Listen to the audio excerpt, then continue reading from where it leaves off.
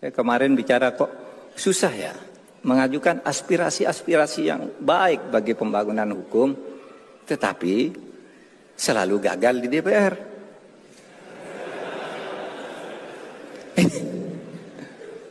Lalu siapa ini yang salah? Ini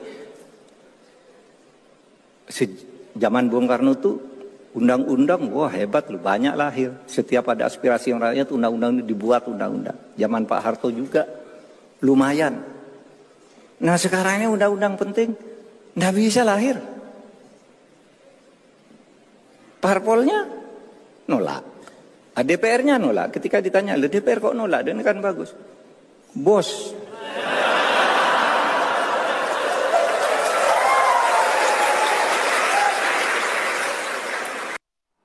Ini masih berlanjut kayaknya curahan hati Pak Mahfud ke forum yang berbeda ya. Tapi poinnya tetap sama, gagal di DPR, gagal parpolnya nolak karena bos begitu katanya. Nah ini terkait tema kita malam hari ini kan soal RUU perampasan aset Mas Johan. Tadi sudah disinggung oleh Mas Uceng, PDIP sendiri seperti apa arahnya untuk RUU perampasan aset ini? Mic-nya boleh digunakan Mas? Sorry. Jadi ini, Undang-Undang Perampasan Aset sudah masuk di prolegnas DPR ya. 2023. Yang kedua, kemarin apa yang disampaikan oleh Pak Mahfud, saya dengan lantang juga mendukung tidak hanya 100%, tapi 1000% saya mendukung itu. Saya berkeyakinan bahwa undang-undang itu akan semakin melengkapi kerja-kerja pemberantasan korupsi, apakah itu undang-undang tindak pidana korupsi ataupun TPPU ya, semakin memudahkan lah apa yang disebut dengan asset recovery itu. Tapi saya ingin cerita sejatinya seperti apa gitu ya. Sampai kemarin 2-3 hari yang lalu itu belum ada satupun naskah akademik, belum ada satupun draft, bahkan pembicaraan secara serius antara pemerintah dengan DPR itu belum ada gitu. Sehingga saya juga bertanya-tanya bagaimana DPR kemudian mengesahkan yang kemudian juga dibilang menolak. Itu kalau bagaimana? Kalau yang dibahas nggak ada gitu ya? Saya mungkin kalau salah diluruskan Pak Margarito. Proses membuat undang-undang itu kan antara DPR dan Presiden. Bahkan kekuasaan quote-unquote Presiden itu sedikit lebih tinggi dengan bisa mengeluarkan perpu. Kalau itu dianggap mendesak, kalau itu memang benar-benar darurat, sebenarnya Presiden juga punya tangan ya, punya tangan yang bisa menggunakan inti poinnya kan isi undang-undang perampasan aset itu bisa masuk di dalam undang-undang yang berkaitan dengan pemberantasan korupsi. Kira-kira begitulah. Apakah DPR menahan? Saya ambil contoh, Pak Presiden Jokowi ini didukung oleh koalisi yang gemuk, 7 fraksi.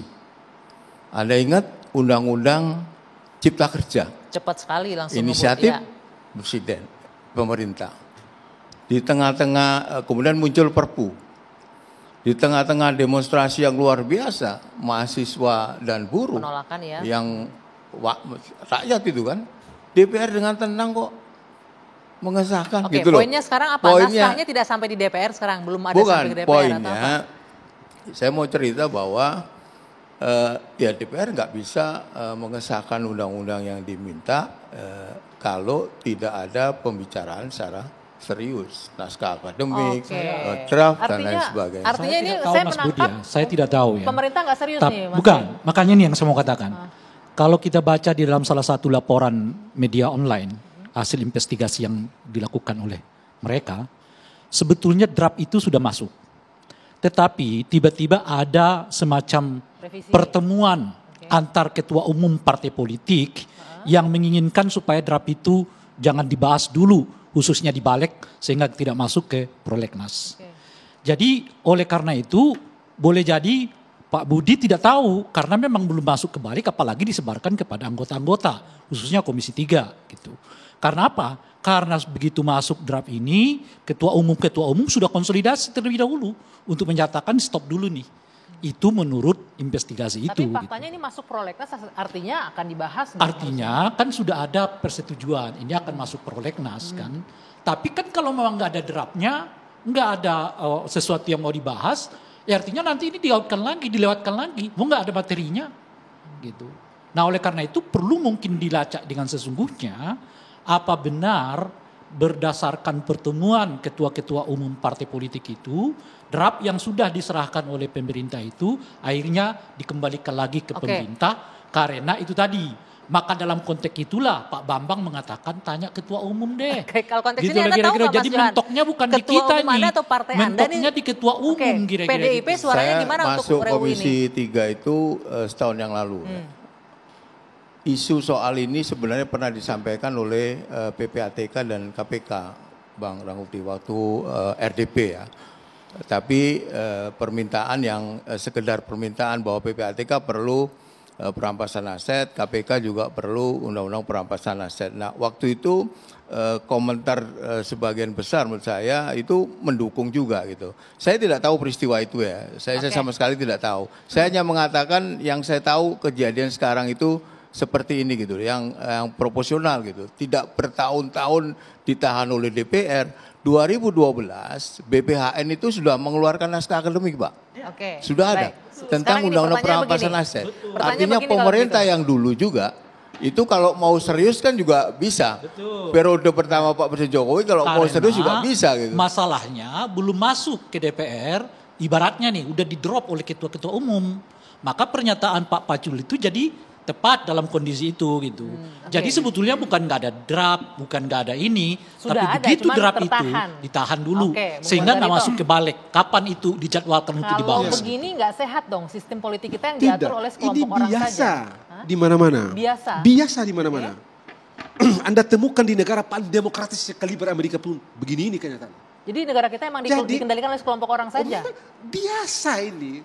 Jadi ini soal keterampilan berpolitik.